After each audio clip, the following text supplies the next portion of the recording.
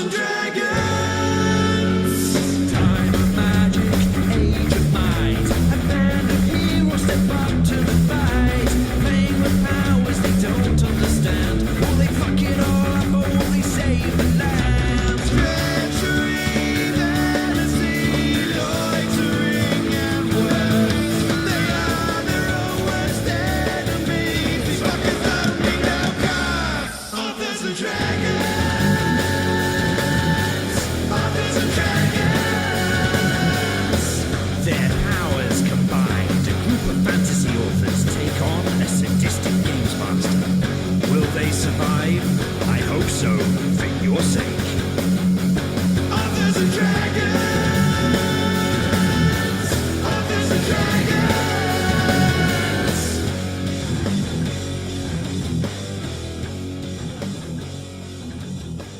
Hi, I'm John Hartness, and I'll be playing the role of Fandingo the Fantastical.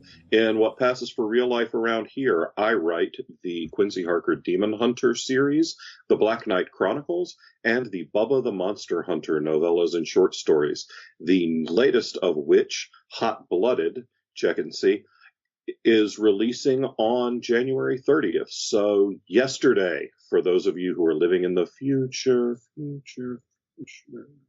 Hi, I'm Joseph Brassi. I play the role of Bjorg Bjornsson, enthusiastic and violent hypercephalic barbarian. I was one of the authors on the Mongoliad project. My novel Skyfarer is out from Angry Robot Books. Go buy that shit. Its sequel, Dragon Road, comes out May 1st of this year. Diddly-doo. Hi, I'm Rick Walteri, and I play Silas Kane / the mysterious Arrow of the Gods.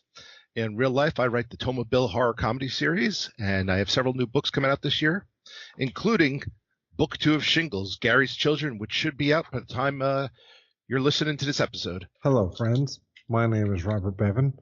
I play the role of Klaus Richter, the notorious rogue. In real life, I write the Caverns and Creatures series of comedy, fantasy novels, and short stories, starting with the first book, Critical Failures. I've also written Space Puppies, co-wrote Hell's Titties, and I wrote the first book in the Shingle series, The Ghost of Hooker Alley. Hi there, my name's Steve Weverill. I play Brandon Fymaster, a monks' rights activist. In real life, I write a comedy fantasy series, The Doomsayer Journey. I also wrote Shoot the Dead and was the co-writer for Hell's Titties. Hi, I'm Drew Hayes, a man who fell off during a keg stand and hurt his head, and is now currently dreaming all of this in a comatose state. While in my delusion, I write books such as Fred the Vampire Accountant, NPCs, and Superpowers, the final book of which, Year 4, is coming out on February 20th. But before we get into our adventures, a few words from Steve. Hey, yeah, this week we're sponsored by ourselves. If you're unfamiliar with the Authors and Dragons Patreon, we do have one where we offer exclusive Patreon content, a monthly podcast called The Mimic Chest, where the Authors and Dragons crew basically rip off other podcast formats with often disastrous results.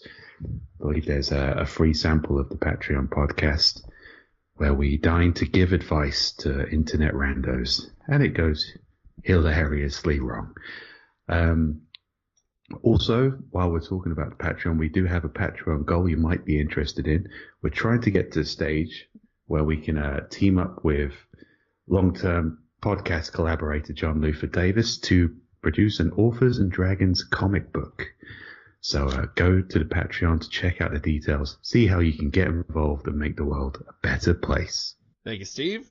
So when last we left our intrepid adventurers, they had just completed a battle in the forest with a gibbering mouther and a bunch of random monsters and a shape-shifting creature that took the form of the peasant woman Brandon had punched. They were victorious, but with dire warnings on the gibbering mouther's lips. Well, whatever passes for gibbering mouther lips. That their victory might have come at a terrible cost. I don't know. I don't think much of this gibbering mouther thing. It'd be rather pathetic. I think it was more of a mithering douther. And ladies and gentlemen, that's what passes for comedy in the North. Thank you. That wasn't a joke. Exactly. We all are in agreement. That was not, in fact, a joke. So, does the thing that used to look like a woman have any money or anything? Loot the corpse. That is the only one capable of being looted. The rest of them are just random assortments of limbs and flesh. Oh, are there any valuable teeth? What do I make you roll to determine the value of teeth? I'm gonna go with a knowledge nature. That's what I'm gonna go with. And an appraise. Okay, both together. I want you to be able to discern the types of teeth that are valuable and also know about the types of teeth that are valuable, because those are different skills. Yeah, no, that's fair. Okay. It is fair. Most DMs would have just told you to fuck off, basically. So I think that's pretty fair. One, and then the second one, and then also appraise? Appraise, yes. Bjorg rolled a 4 on knowledge nature and a 14 on appraise. Well, with a 14, you know that there are some types of teeth from creatures like this that do have certain uses. But with a knowledge 4, you have no idea how to discern which types of teeth you would need, or even if these creatures have those types of teeth. Okay, Bjorg is going to start. Take 'em. Yeah. Bjorg is going to start ripping teeth out of mounts. All right, you are. Necklaces. Honestly, just we'll give you 2 teeth per round, and you just go until you're tired, because I think you're gonna run out of enthusiasm before you run out of teeth. I don't know. Klaus wants to get in on this action too, because Go nuts, man. This is like, we don't know which teeth are valuable. It had 300 mouths. Thus commences a 2-hour podcast of harvesting teeth from a dead monster. Oh, I'm counting all the monsters, because those other monsters had giant mouths as well. That's why I'm saying you're not going to run short on teeth. Well, right. So the encumbrance value here is next to nothing. I mean, you have bags of holding. I think you all have bags of holding. Right. So, yeah. You're not going to be able to fill up your bags of holding on teeth. Bjorg is going to basically collect enough to make a few necklaces, and then this is like printing money. We'll say you cap off at 100 teeth each if you really care, right. Because after that your hands just get kind of sore and the smell gets to you. All right. Back to the original. Can I make a question. saving throw versus smell? Because I mean, if anybody's going to get bonuses on that, it would be Klaus. Yeah, roll me a fortitude. Fandango, roll me a search. All right. Gingivitis. Fortitude. Klaus rolls a 15. All right, now roll me a willpower.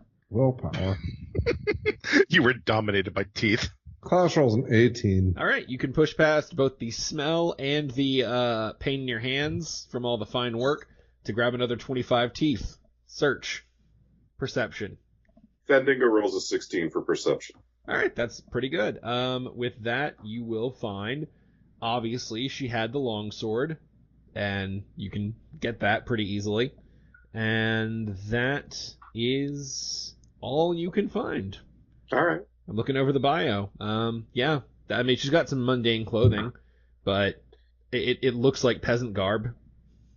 Yeah, look, if I need somebody to look like a peasant, we've got Silas. Yeah. I don't need anybody else for that shit. The creature changed, but its clothing did not, so.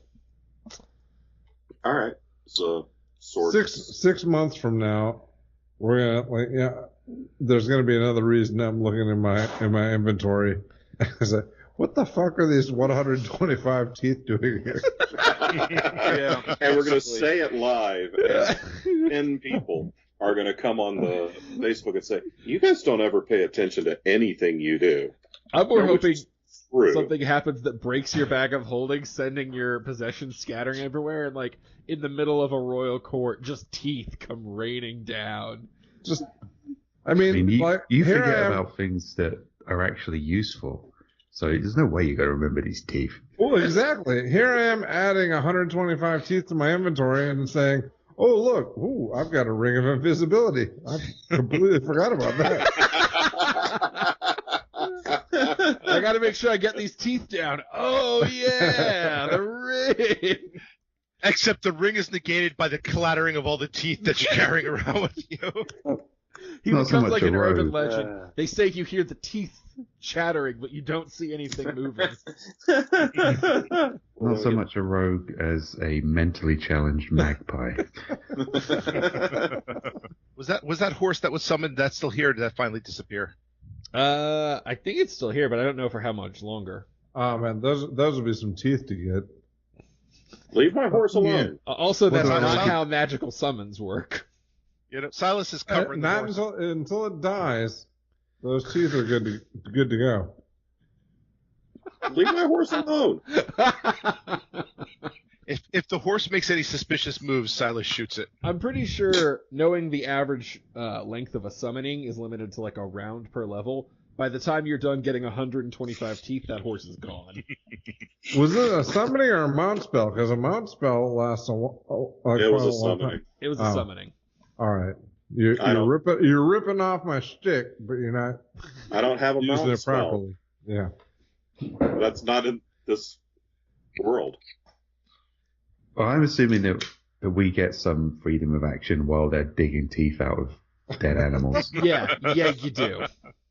Okay, I'd like to punch the horse, please. This is not being egregious. This is for utility purposes. Next time, I want to ride a horse. Fendingo, what's the AC of your horse? Fuck, dude, I don't know.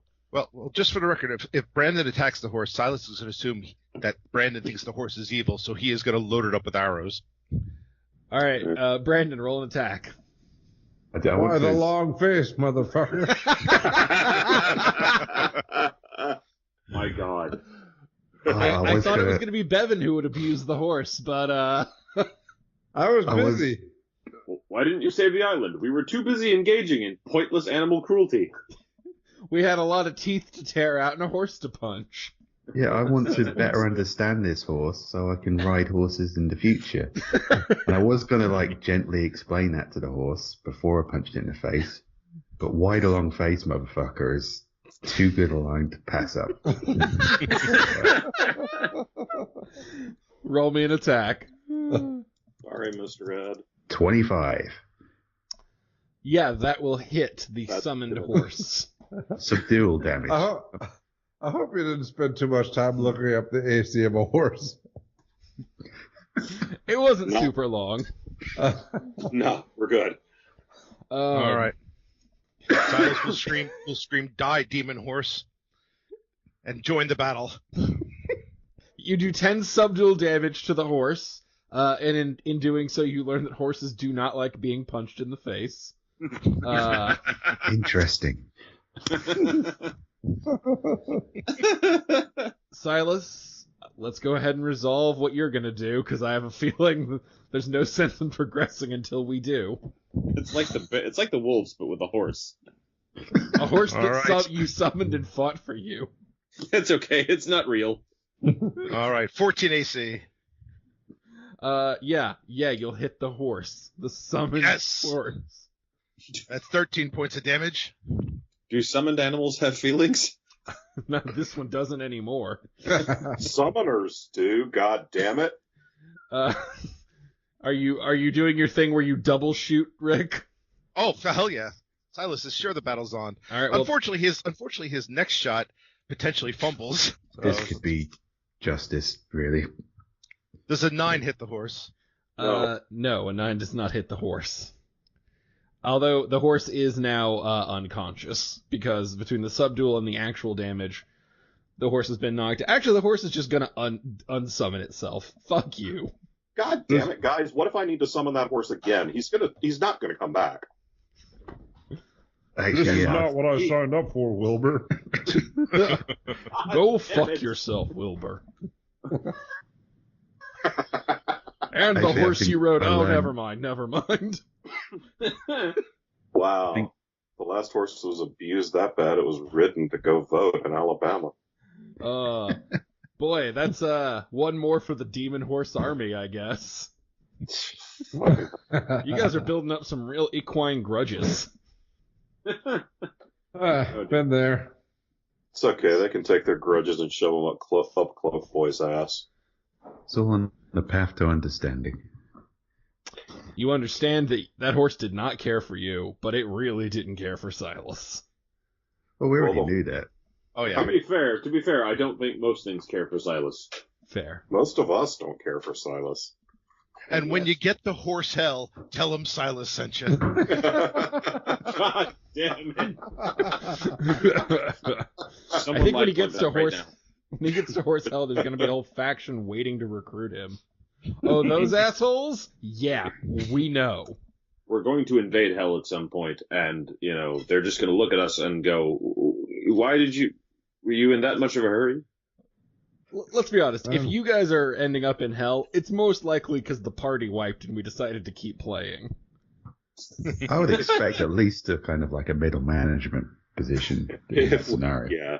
If we end up in hell, it's going to be called a coup.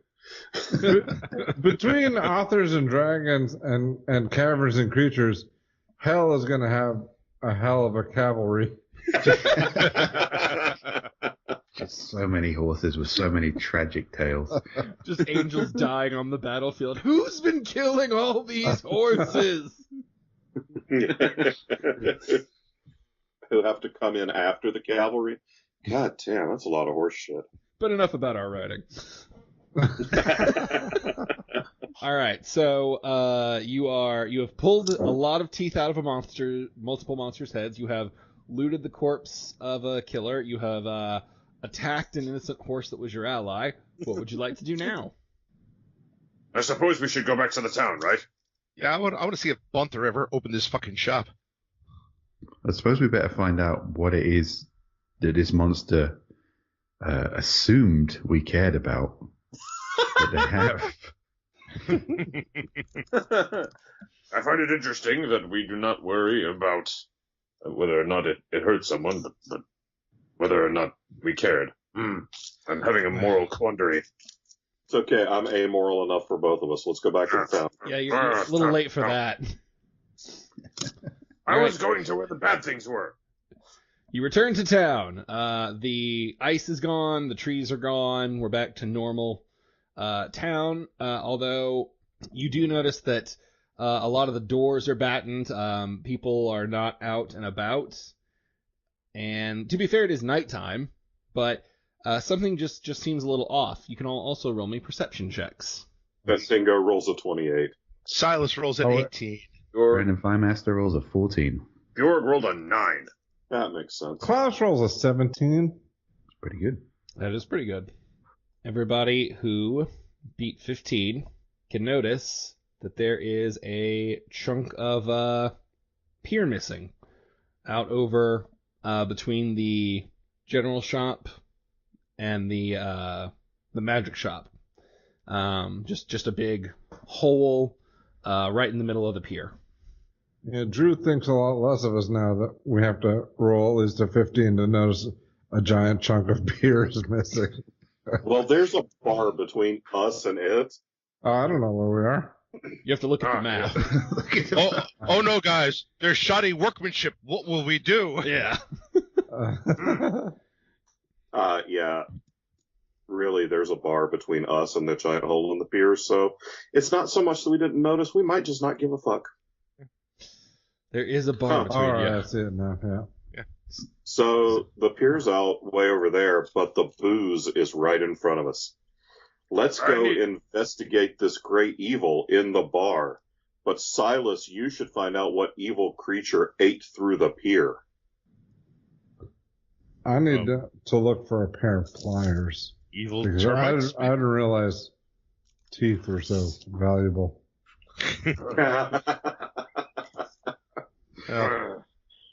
Fandango does have a point. It's not like Silas isn't going to drink so much as annoy everybody in the bar. So if they're all drinking, Silas will go and investigate the treacherous hole. Okay. As soon as you all walk in, you can instantly notice that there's a very different tone in the bar than when you last saw it. Celebration is gone. People are really tense. The bartender has a spear, and when you kind of all walk in, he's grips it tightly until he sees and recognizes you. It's nice that somebody sees us and relaxes their hold on their weapon. Yeah. It's okay. You can put the spear down. We sent the guy with the bow over to look at the hole in the pier. He's not with us. It's cool. Not worried about you. Worried about more of those monsters that attacked. Huh? Oh yeah, we beat us. Those It's fine, things don't with the worry. mouths, we fucked them up. It's fine. What about the water ones? Water Wolves. Yeah, part, I don't know, frog monster, part fish, part thing. They surged in from the ocean, overcame the weakened barrier, and, well, they snatched a few folks right off. They attacked right under and caught Gunther unaware, dragged him off too. Is Gunther the one that sells the drugs, or is Gunther the one that's the asshole? Gunther is the one who sells the drugs. Gunther is just the one who doesn't sell you drugs. Oh Thus, my god. asshole. We're going on an epic quest to save our fucking dealer. Wait, Fuck yes, we wait, are. his shop might be just empty right now. We should go. Oh my god. We're not even going to save our dealer. We're going to loot his. You're right, Klaus. his We shop. should go guard his stash. That would be what friends would do. Let's go. Wait. He's the one who knows what's good and what's not. We have you to test it. Where did they drag him off to? If only we had some kind of master detective on our team. Oh, where did they drag him to? It's easy to know. They actually left a map behind, right on the spot where they dragged him away at. If only we was had a master convenient. detective. So they took the drug dealer and drew us a map of where to go to get him back. No, fuck you. I'm being sarcastic. All right, I was confused for a second. I just wanted to know the direction they took him in. There's no reason to be. Oh, very well. They pulled him into the water. But which part of the... Never mind. So Okay. many riddles. Sir, Got this. I got Sir. this. Come on. bartender, do you sell pliers? Can't say I have any on hand, no. Guys, I got this figured out. Come on, let's go catch up with Silas. He's over by the hole in the pier. Oh, Silas, did you want to listen to all that, or did you just go straight through? Oh, Silas was just going straight through. Oh, yeah. Oh, all this stuff happened. Fuck you. But, you know, as what's the second house that the second structure that he's passing through? That's Oh, the general store. yeah, general store. And then Gunthers and Bunthers are on opposite sides. Silas asks to use the bathroom at this general store. They point you out the door you just came in. And then gesture to the water that is literally everywhere. No. But I have to do something different than that. Then you definitely can't come in here. Go to the ocean. Fuck it. Step outside on the other side. Is there anybody in sight? Roll me a perception. 7. No one that you can see is watching. All right. Then it's time for the Arrow of the Gods. I would like to order a drink for myself and Ron Weasley Jeremy. Okay, you're staying in the bar. Who all is That- going over to meet up with Silas, as far as you know?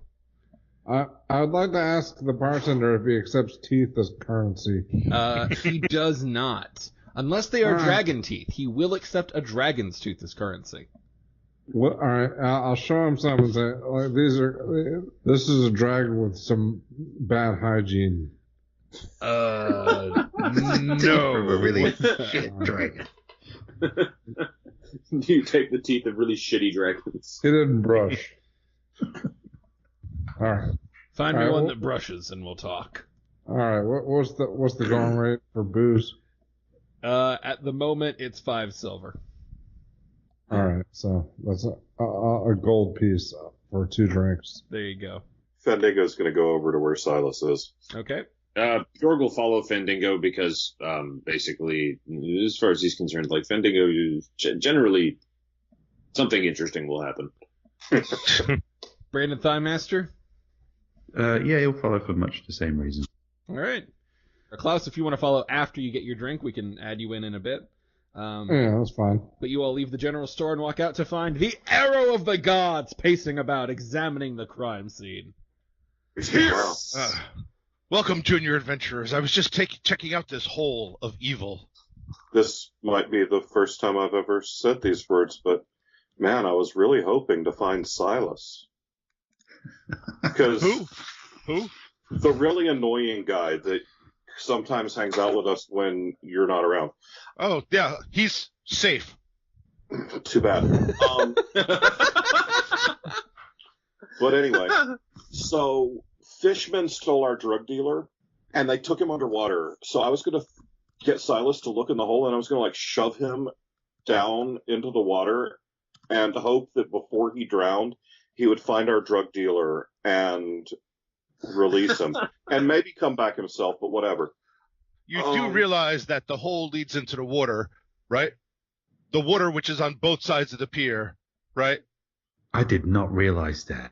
But maybe Excellent, water. Excellent Well, deduction. As a master Oh. detective, I notice these things. Well- That the normal human eye misses. He is so I don't cool. have. Regardless, our drug dealer went down the hole. Can you help us find our drug dealer? This shit is important, Arrow. How many times can he say drug dealer in a single exchange?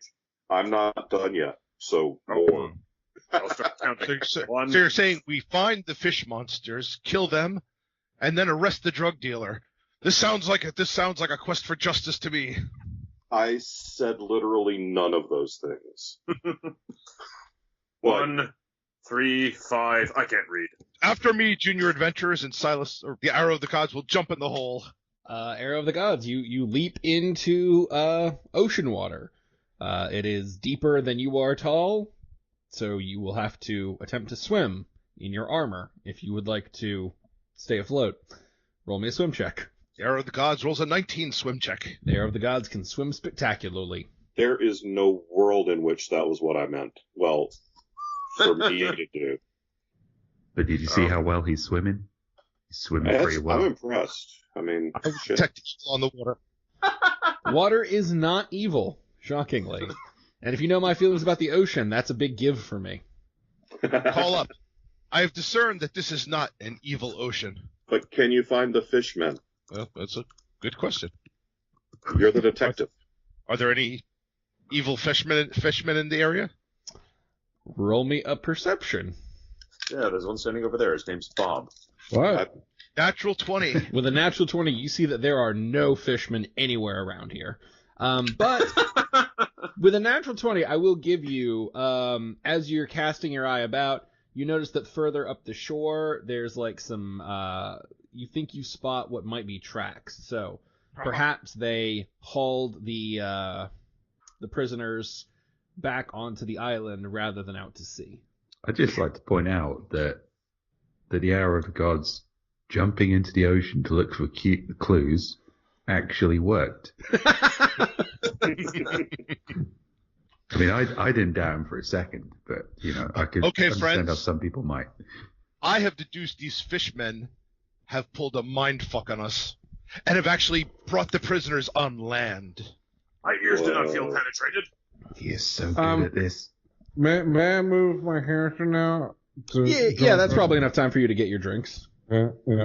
Okay, I'm here. Hi, Klaus. Klaus steps out with a beer in hand, just walking around with a roadie. 2 beers. I assumed Ron Weasley Jeremy was like holding his own beer in his little paws. Well, no, I ordered 2 full beers. I mean, I paid I paid the price. I mean, he can drink his fill. I'll do the rest. Fair enough. You're just holding one mug up with a weasel that's got his head stuck in it, and the other one you're holding Right. like a mug. Precisely. All right, I can work with that mental image. Yeah. That's a fucking visual right there. Yeah.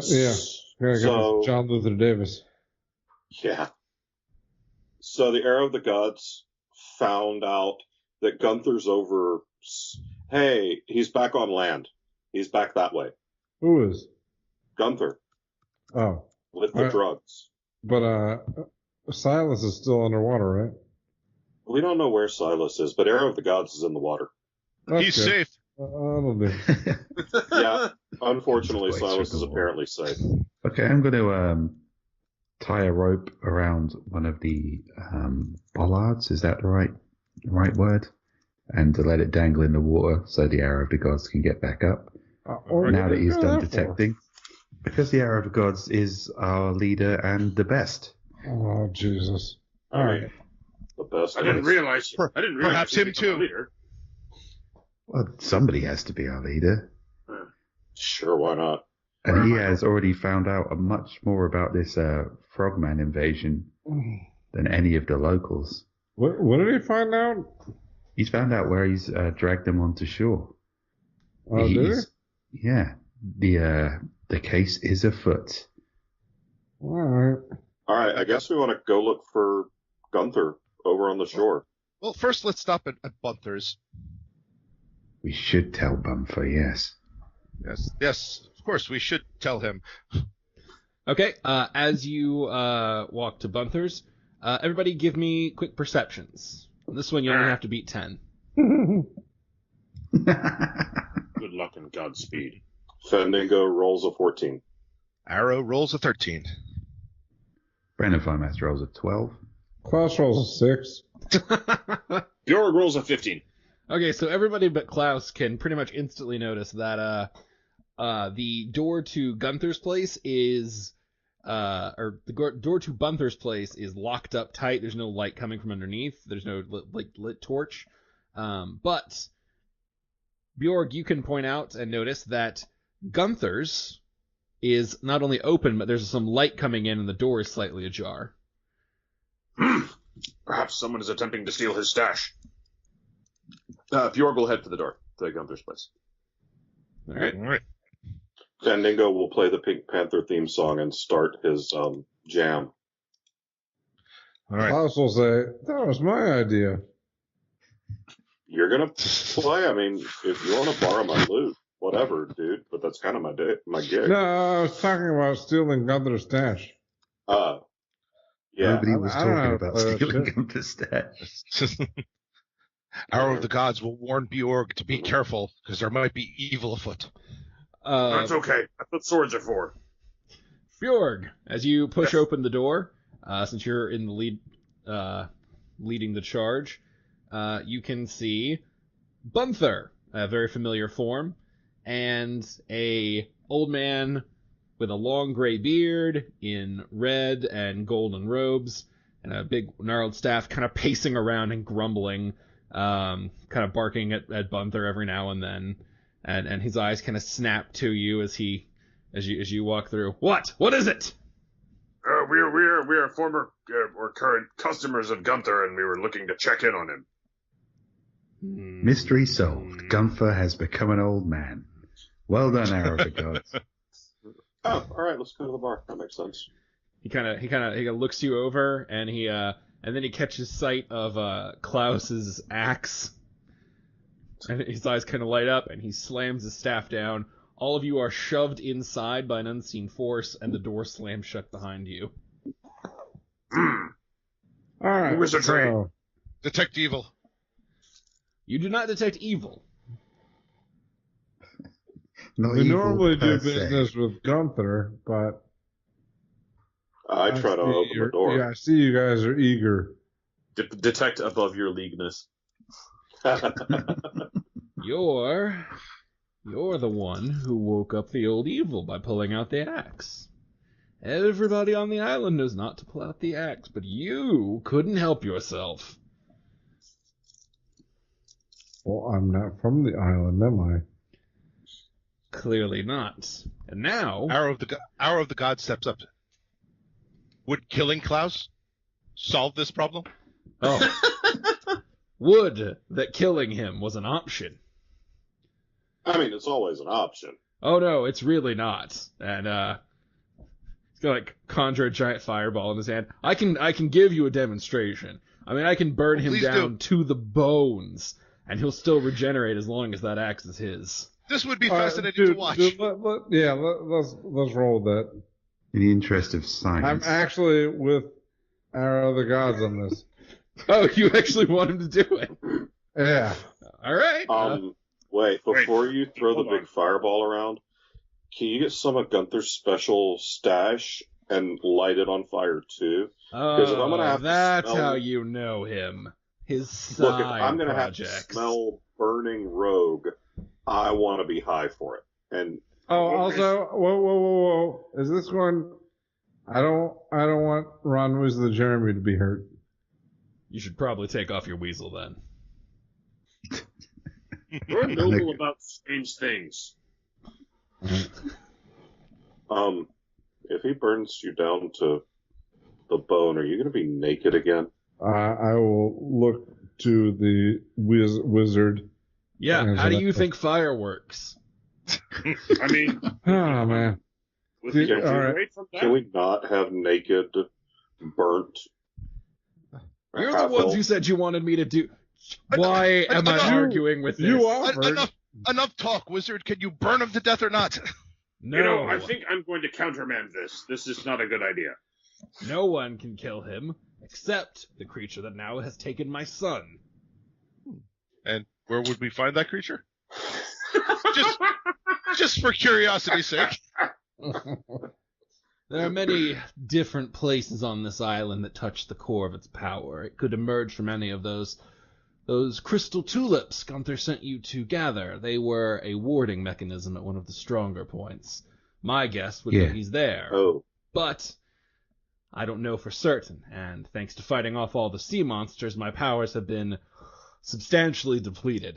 So I'm going to have to send Gunther here to go get his brother back. And he kind of just scowls over at Gunther. You can imagine how desperate things are if I'm sending a non-magic user in.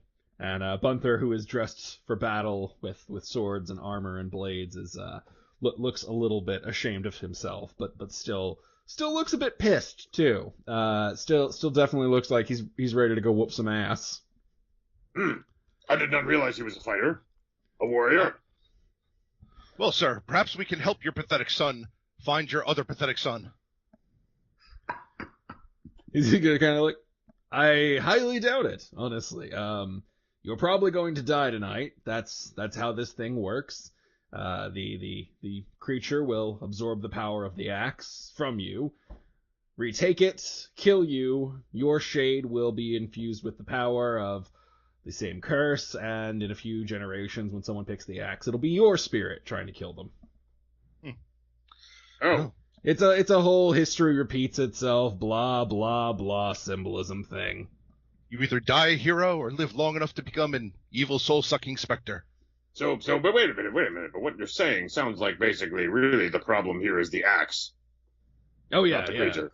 Well, I mean, the axe had a purpose a long time ago, but it killed the thing it was designed to kill, and that's the problem with creating artifacts like these and giving them a singular purpose. They don't know how to stop doing the job, so they just sort of keep recreating it. Jorg is going to look at Klaus's axe and go, I am so glad I failed to pick you up. And Klaus is thinking, well, I can live eternally being spiteful. yeah. Can we go back? Can we back up to the part where I die and maybe not do that? You might not die. The axe holder will die. Sorry, Klaus. Oh. Nice knowing you. But my spirit will live on. Unless you can find a way to lose the power of the axe and not die. Which, if you can, that would be really impressive, because no one's done that yet. I have one question. If Klaus's spirit lives on, it'll live on as a monster, not like stuck in a paladin's body, right? Kind of narrows his eyes. That's a very specific question. Well, see, in my line of work, we have to ask sometimes strange questions. You wouldn't understand. Clearly. Practically no one understands. So wait, you're saying that if Klaus manages to lose the power of the axe and not die, then the curse will be broken? No, the axe will replant itself and wait for another sucker. Fine, close enough. It's a divine level artifact. If it was that easy to break the curse, we would have broken it a long time ago. Oh, Well, well. how does he get rid of the power of the axe? Yeah, that's a great question. That's why I'm asking the guy who looks like he's fucking smart. Yeah, and shockingly, I haven't solved that problem in all of my other work. Go figure, just leave the axe alone tends to work most of the time. Except in Well, this you're instance. apparently not an idiot, so good on you for that. Well, you're friends with my son, so I suppose I already know your intelligence. Friends is such a specific word. All I have to do is defeat this evil, and I can be the god of spite. Even defeating this monster doesn't really fix the problem. He just becomes the next monster, even if he kills it. You can't defeat the monster. The monster is the power. The power is the axe. It's all one thing. It's like trying to cut a sword with itself. It doesn't work. Oh, shit, have that's faith. Zen. Ye of little faith. I've seen some shit. Yeah, whatever he Yeah. said we can't do, I can definitely do. All right. Okay, my friends, my companions, my trusted... It's just like Second masturbating until you start chafing. Our You can do new it. job is to get this axe to cut itself. What if we cut off both his arms? Can we Yeah, go back that would and do try it. That would do it. I'm okay with this. That is If the that happens- one solution that works. I mean, Oh. we would need to replace his arms because without them, he's just harmless, useless. Well, he has the weasel. It's kind of like I a don't think helper weasel. I don't think the weasel can serve in place of his arms unless he's going to end up a weasel arm. Do you have a spell that could like graft a weasel onto the stump of his arm, and then it would be like a weasel arm?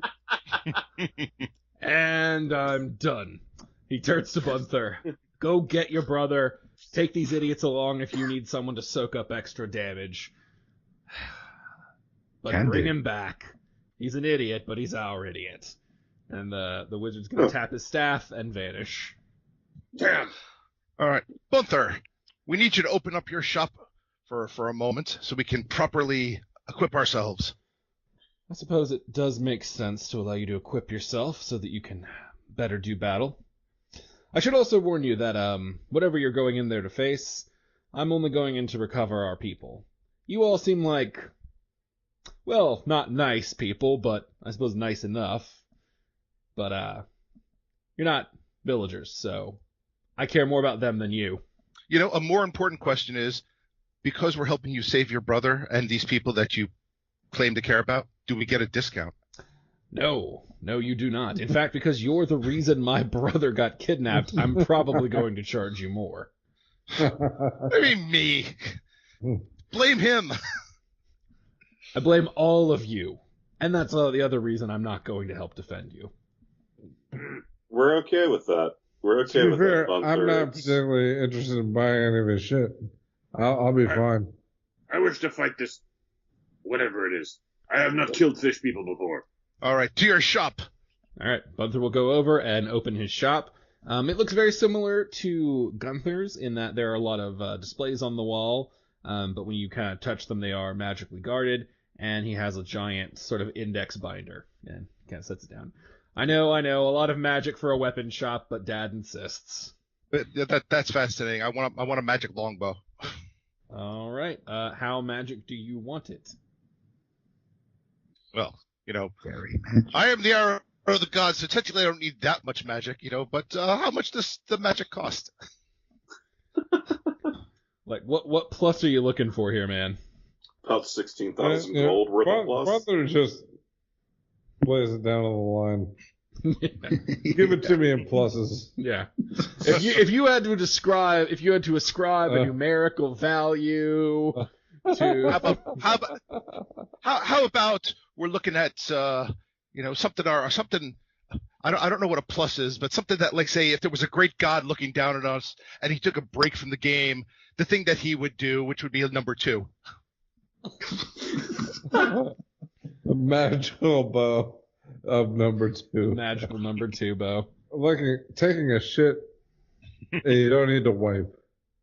A magical number 2. A magical bow of non-wiping. Oh, let's see. I bet I could make that happen for you for about 9,000. So, Fandango's gonna step forward and try some diplomacy here and maybe try to negotiate. I know we were a dick to you for the last several sessions. So And y'all knew he ran this shop. I genuinely. we're not real bright. Jorg was never mean to him. No, So no, Borg Gunther. wasn't. So Gunther,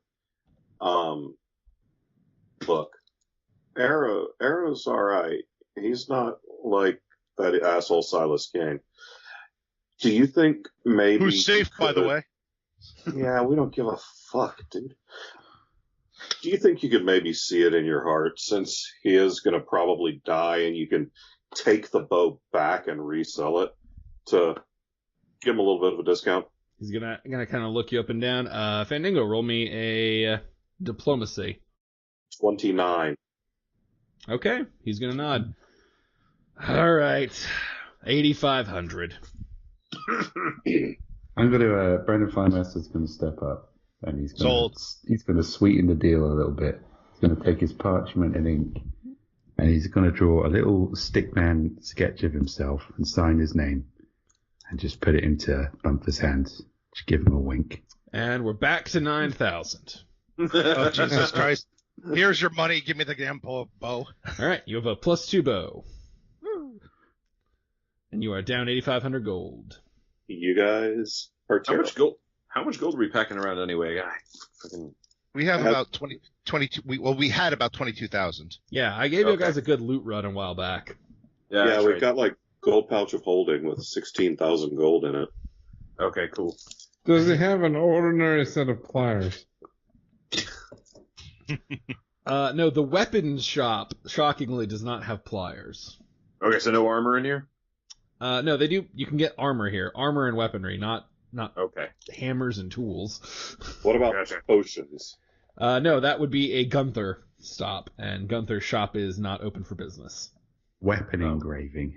He could do that, but you're going to have to convince him to do it in this situation. Well, I lost my broom bristles, and I'm worried that people won't know how humble I am. He'll be like, I can do engraving, but I'm not going to do engraving now. Oh, I have to go great. save my brother and the other villagers. Well, that's fine. I'll just tell people how humble I am in the meantime. What's the nicest magical dagger you can supply right now? I mean, we got some pretty nice ones. We got, this one, which is about on par with the bow that your hooded buddy got. And we got this one, which is substantially nicer and substantially more expensive. And then we got this one, which is less. You already have a rusty dagger that you found.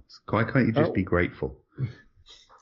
What do you got in the 10,000 gold piece range, or under? Well, for 9,000, I can give you a dagger about on par with your buddy's bow. My buddy's bow. How? In what way is the dagger on par with a bow? It's about as magical if I were scaling and ranking them. And how magical is that?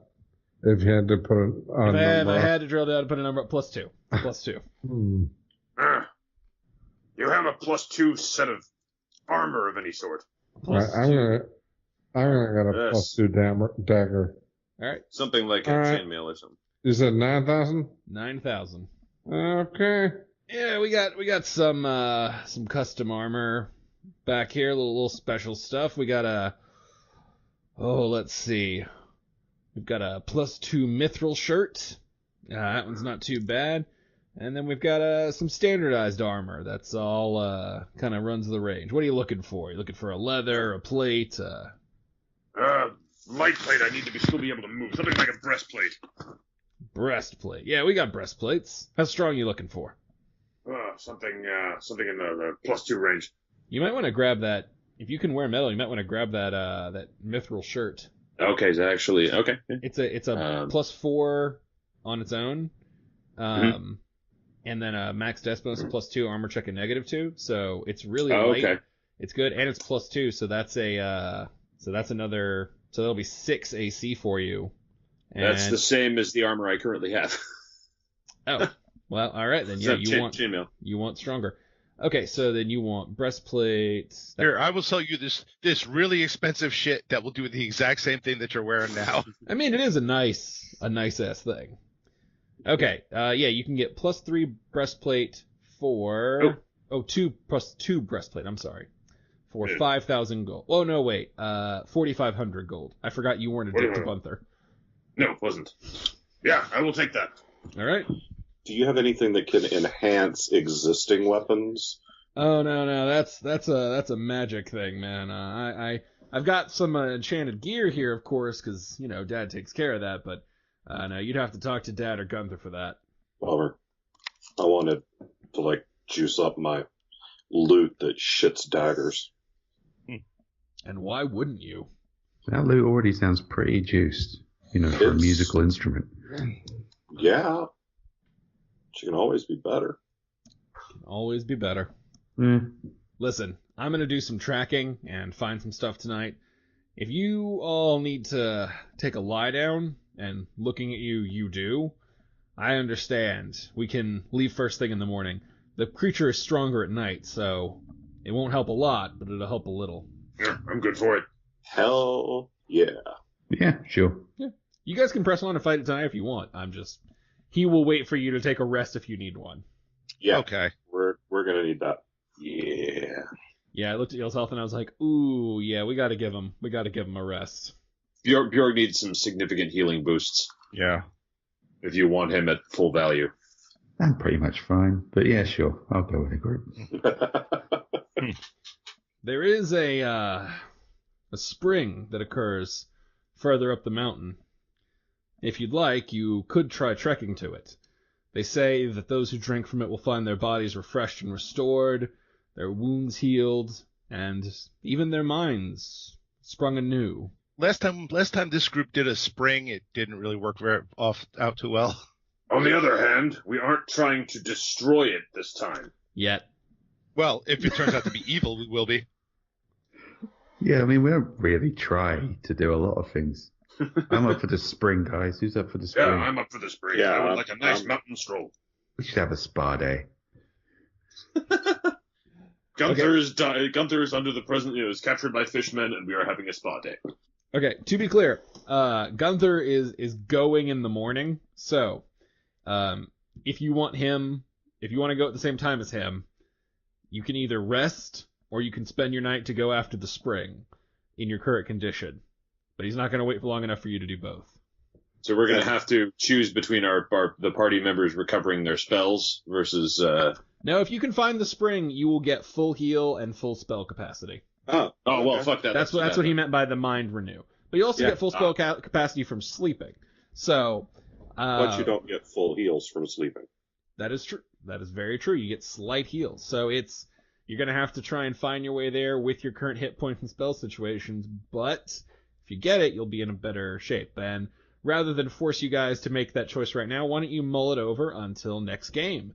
Because it's time for us to go into the Q&A portion. We do these every week. We take questions at facebook.com/authorsanddragons, where you can also watch the live blog. And we got quite a few this week, so let's tear right into it. Yeah. Okay, so our first question is from our friend Kristen. She says, question, are you playing any video games currently? Are you excited for any upcoming release dates? Second question, can you tell Lyle to fuck off anyway? Yeah, sure. Fuck you, Lyle, and fuck you, Kristen, for asking 2 questions. Fuck you, Lyle. Wait. And Kyle. Fuck Kyle, Yeah, too. his name's not Kyle? God damn it.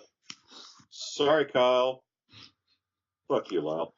I just finished my second playthrough of Pillars of Eternity with the Pirate expansion and the Norseman expansion, and fuck, I love that game. So I'm excited about Pillars of Eternity 2. I have no idea when it's coming.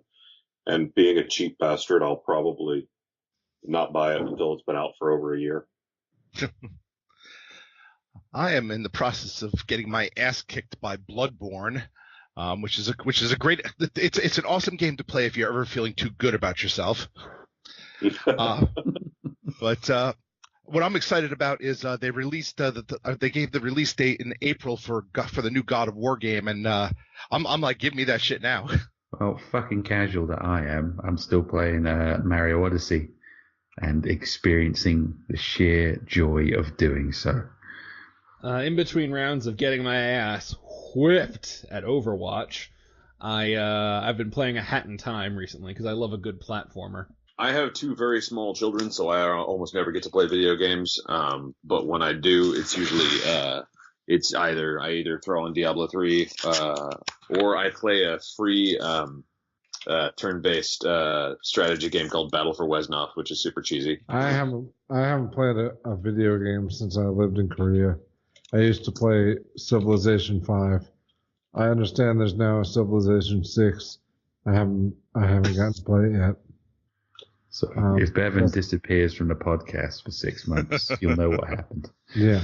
It's like, come back to the podcast. No, I'm still in the Iron Age. Okay, so our next question is from our friend Jeffrey. Silas Arrow of the Gods is awesome. Jeffrey, they're two different people. However, neither of them are awesome. I'm thinking he needs a better foil than himself. Would the current party members ever entertain the idea of also taking a level in Vigilante to start their own shenanigans? I want Klaus to take a level just so he can be the Arrow of the Gods' nemesis. I feel like I already am. I mean, if you want, I could always take another level in Vigilante and create a third persona who hates. Oh Christ, that's I hate people who cheat to get their paladin powers back. I'm hunting Silas Kane. Fandingo would under no circumstances ever take a level in Vigilante because Vigilantes hide their true identity. And that means you can't be famous, so fuck that noise. I don't think Bjorg is smart enough. I don't know if there's a sidekick position available. I guess Brendan would be like the first in line for that. We'll see. Yeah, I only took a level of, was it sorcerer or wizard or whatever, just to get Ron Weasley Jeremy. Yeah, I mean that mage armor thing you have, you've never used it. Oh yeah, I should do that. I don't really need it right now because I got this awesome axe. Can't you cast that on other people? I was looking tonight. Think so. I don't care that much either. Tonight I was looking through my inventory and I found out and I realized that Fandingo still has his Christmas present from Big Red from Christmas 2016. The wrestling episode that he's never opened this red box. I have no fucking idea what's in it. Who will find out? We'll find out next week because we're going to get into this fucking battle and I'm opening that box. Okay, so Mark, our friend Mark, fuck you, Mark, said, great, now I'm getting told, fuck you in post. This is for Rick. Can you check your phone and tell us if the laundry is done? Fuck you, Mark. That was directly from Rick's washing machine. That wasn't from Rick. That was Skynet telling you to fuck off, Mark. The machines are taking over every aspect of our lives, including telling Mark, fuck you. Fuck off. Yeah, we've automated the Mark fuck off process. We've outsourced that shit. God, please, someone get a sound effect of like the Stephen Hawking voice for the Big Dumb Podcast. Fuck you, Mark. Mark, you should go fuck yourself. Okay. Okay. I'm gonna laugh in like 5 years when we're like just doing A&D as a brand, and someone asks, "Okay, like I love it, but why is the tagline "Fuck you, Mark" on everything?" And we'll just be like, honestly, I don't even remember anymore. I'm too busy doing lines of coke from this giant J.K. Rowling statue. There'll just be this incredible line of merchandise that's like span off from it. No one can remember. It's like, yeah, Visvaci, Tommy Hilfiger, fuck you, Mark. You know, all the good brands. We're gonna be fuck is Kyle. We're gonna be doing like a live show. He's gonna show up, and be like, "I'm Mark," and we're just gonna have security beat the shit out of him. Fuck you, Kyle.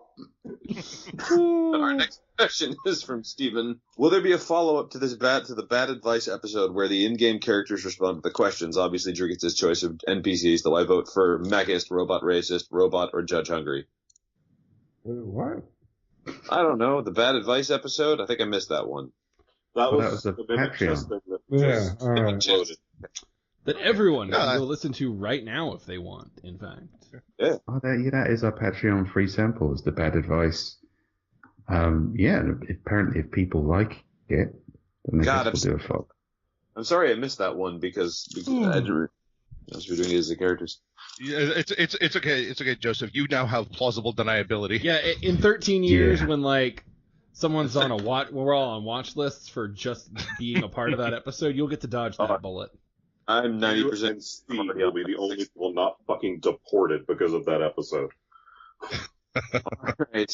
All right. Our friend Patrick says, "Hi guys, what is the most glorious monster / enemy death you have caused when playing?" Klaus, probably. Yeah, can't top that really. Yeah, Answer? got nothing. That's gonna win. I'm actually gonna reference this again. I'm actually saying probably my favorite kill from an actual live game, and from probably most of my gaming history was Bjorg's killing of Cloak Boy, because that was such a fucking Hail Mary thing. If that roll had been bad, he would have died. We all would have died. We all would have died. So that was The potential for a total party kill was pretty fucking high. Yeah, but it's really hard to top just the shade that Cloak Boy had to tolerate up until then. no. Yeah, it's nice to see you guys have learned a lesson about how to treat NPCs. No, If only somebody we knew would write a whole fucking fantasy series about NPCs being the heroes. I mean, we could fucking learn a lesson, but Yeah, book 4 coming in 2018. I had okay. So for fun killing of a monster or an enemy, this is in a really early game, and it probably shouldn't have worked in all like system honestness, but we were all still really new, so it was like, fuck it, if it's cool, we're going with it. This was 3-0 Monk, who had Leap to the Clouds, where you could just jump as high as you could roll, and fucking 3-0 items, which were ridiculously broken. And a party member died, and my buddy, who was a monk, just leaped with everything he had, like straight up, several stories high, into the air, up to the clouds, spun around, came down, and just punched the guy with the entire force of the fall. And he had to roll really well, and he did. He broke his fucking arm, and he couldn't use it for the rest of the fight.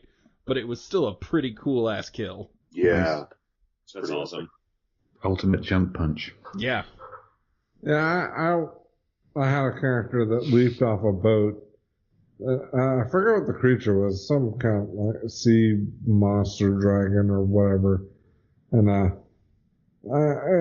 involved a dexterity check and an attack roll.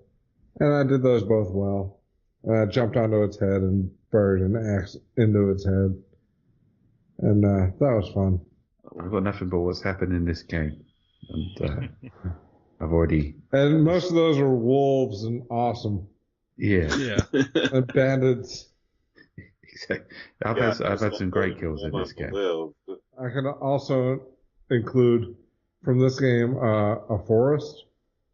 We did kill an island. Yeah, killed an island, man. He did kill an island. That's pretty good. Our friend Scott says, "Will you share an update on each character's class level, hit points, etc.?" The org sheet is a mess. I can say that much. We're all level 6, aren't we? Yeah, we're all level We're all 6. Yeah, balanced you're level out. 6. Probably you're I going to know be level 7 45. pretty soon. Like, when this island stuff wraps up. If we As soon survive all as this we kill shit. this island. All right. The island so players strike again. So expect the interlude episode where it's an hour of us going, how the hell do I update this character again? Okay, our friend Nelson says, "What's your favorite food to round out a night of getting totally hammered drunk?" Jack in the Box munchie meal. Cheesy bread in the lobby of a convention hotel. Corby kebab. Doritos and Rotel and Velveeta. Oh, Wow. Yeah. I could feel the Corby. Mississippi. Fuck you in that guys, one. that's brilliant. Let's see. I'm just thinking about the farts I would unleash if I ate that shit. Last time I got really hammered was I was out after a theater show, and we went to Denny's. And the thing about Denny's is, you don't go to Denny's, you end up at Denny's. Yeah. And I think I had like biscuits and gravy while I was torched, which was, I remember it being way better than it had any right to be. I'm like, I think I remember saying this only tastes good because I am in an altered mental state. This one time at college, I got shit faced on Yukon Jack, and somebody showed up with a blueberry cheesecake. Oh, and God. I was probably eating with my hands. I don't even remember, but goddamn, all I remember is that was the best damn cheesecake I have ever eaten, and nothing has ever topped that cheesecake. I can't imagine being like drunken into a cheesecake. Oh God. Firehouse when you're bombed is also delicious. Well, you need savory when you're hammered, and that's why the Corby kebab is good. It's basically like a normal kebab, but with maybe about 8 or 9 unidentifiable meats and naan bread. It's Corby citizens. It's your fucking missing neighbors, dude. Yeah, well, they've gone to a good purpose. It's like, you're supposed to have salad in it, but you don't get salad. You get enough mayo that it can slide down your throat, and enough chili sauce that it doesn't taste awful. And I remember once it was a New Year's Eve party when I used to work in the bar, so we carried on drinking after everyone went home. And I fell asleep eating one of these things, and I woke up in a kebab, and I thought, this is as good as it gets. You woke up in a pub with a kebab in hand, and you're just like, and went right back in. With my face in a kebab. I'd fallen asleep sort of. I'm too drunk to use my hands and just eating it like a goldfish. And that's how I woke up. I don't think we can top that. Well, oh God. That is, good night, folks. That is amazing. Have you ever had like the nights where you have like rolling blackouts where it's like, oh, okay, like I lost like 30 minutes here or like an hour there? I had one. Yeah, it was one time in Korea. Oh man, I called this girl. There's a bad end to the date, and I was taking a taxi home, and I freaked out, like in the cab. And I called her and I said, and she answered the phone. And I said, I think I left my cell phone there.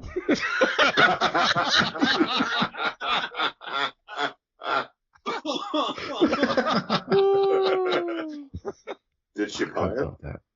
I do love the whole blackout thing and the kind of the game of you suddenly become like a private detective in your own personal story.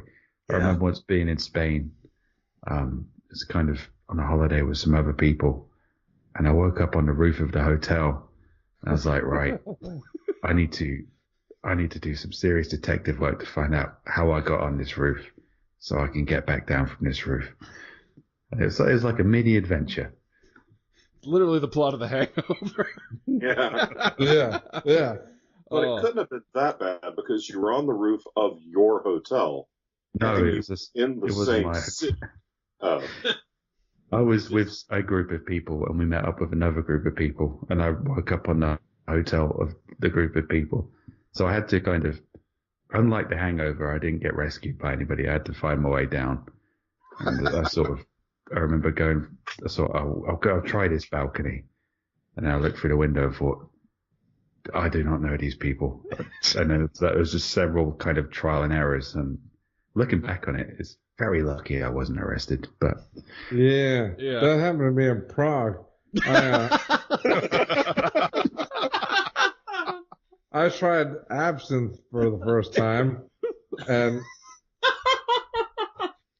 I don't know how I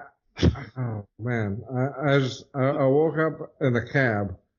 Like, I don't know why I got in the cab in the first place, but I had no money in my. I had like a New Zealand $5 bill, that one of those plastic notes. That's all the money I had on me, and the cab driver just kicked me out to the curb, and I don't know where the hell I was going because the bar we were drinking in was like 5 minutes walk from my hostel, and then, but I was on the other side of town now. That's where the adventure begins. Yeah. I was like hopping fences and shit, and oh man, that was a nightmare. Wow, my thing that made me think of it from Steve's story was when I had I lost 30 minutes, and at one point I was drinking with my friends, and then 30 minutes later I was eating chicken strips with a group of strangers I had never met before. Which is a fun story to tell, but pales in goddamn comparison to those. I gotta go drink outside of the U.S. more.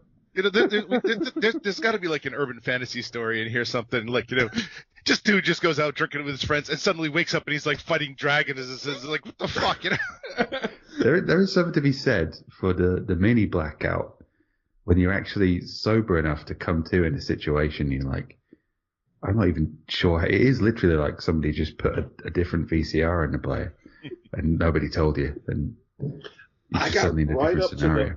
I ran right up to the edge of that one time. I drank 7 mini pitchers of Coors Light and took. Just that alone. They were $5, so I drank $35 worth of Coors Light. and then a friend of mine said, "Do you want a Vicodin?" I was like, "Sure." Oh shit! Skip forward. 45 minutes later, I'm sitting at a pie gow table in the Imperial Palace, which is the shittiest casino on the Strip in Las Vegas. It doesn't exist anymore, thank God. I look around, and it's a Friday night in Las Vegas, and I can't see anyone more fucked up than me. And I was like, I gotta go. Right now. Except you realize that, the bet on the table is actually you. Oh, I was not sure what the stakes were, but I was pretty sure I couldn't afford to lose. Wakes up facing a Vietnamese man with a revolver in his hand, both wearing headbands. Oh shit! Yeah, exactly. See, I had the Vicodin and alcohol story, but in my case it was accidental. Well, you're much smarter than I am, Joe. I was drinking with some authors in Vancouver, BC, and I got utterly shit-faced, and my back was really fucked up at that point because I still had that really bad back injury, and I'm hanging next to, I think it was Jordan Bristol, and he just kind of like, he goes like, "You look like you're in pain." I'm like, "Yeah, my back hurts like hell." He goes, "Okay, do you want something for it?" I'm like, "Yeah, sure." He's, you got any ibuprofen? He's like, "Oh no, my friend, you're in Canada, the land of free pharmaceuticals." And he presses cocaine. he presses a pill into my hand, and I don't ask what it is. I just fucking take it because I was blasted. And over the course of the next hour, I wandered around Vancouver, BC at night, rambling out loud, scaring strangers and a man with an accordion. And then I got back up to my hotel room, opened up my laptop, and apparently wrote a Facebook post that was so disturbing that my friend in Rhode Island texted me an hour later in bed, going, "Where the fuck are you? What the hell are you doing? My Irish husband is convinced you just dropped acid." and you said, "Well, kind of." I just said, "I don't know what's going on. I'm just in bed now. I'll call you in the morning." You're not makes it wrong. What makes that funnier is if you were wandering around muttering to random people in your Bjorg voice. I don't definitely. It would have been even funnier if you'd been the guy with. That's how I've been imagining this story. Yeah, I had that one moment of clarity, and I was like, "No, fuck this noise," and I got in a cab and went to my hotel. And I woke up the next morning face down in my bed with my pants around one leg and one shoe on, and my wife looking down at me very disapprovingly. It's worse. Yeah, when you open your eyes and the first thing you see is a disapproving wife. Yeah, and she's then like, you have to play the detective game really quickly. So the moral of this story, kids, is to not mix alcohol and Vicodin. Yeah. That was all the moral I was reaching for. Oh, I mean, I was just like, hey, have a 20 in your pocket in case you need cab fare, because a New Zealand fiver will not get you back to your hostel. I will say I'm glad I got my formative years out of the way before social media was a big thing. Oh, God. 1,000%. Yeah, definitely. I don't know. I only feel like that would help with my brand. Oh, God. All right, everybody. That is all for this episode. We will see you in a couple of weeks. Or you can go listen to a bunch more of our stuff on the Patreon. Yeah, we're really plugging that now. Until next time, bye. Bye. Authors and Dragons is brought to you under Creative Commons license, meaning you are free to share this material so long as credit is given to those who created it, which is us, the people you just heard play the game. Opening and closing themes performed by the Gore Core 4. Authors and dragons! Authors and dragons!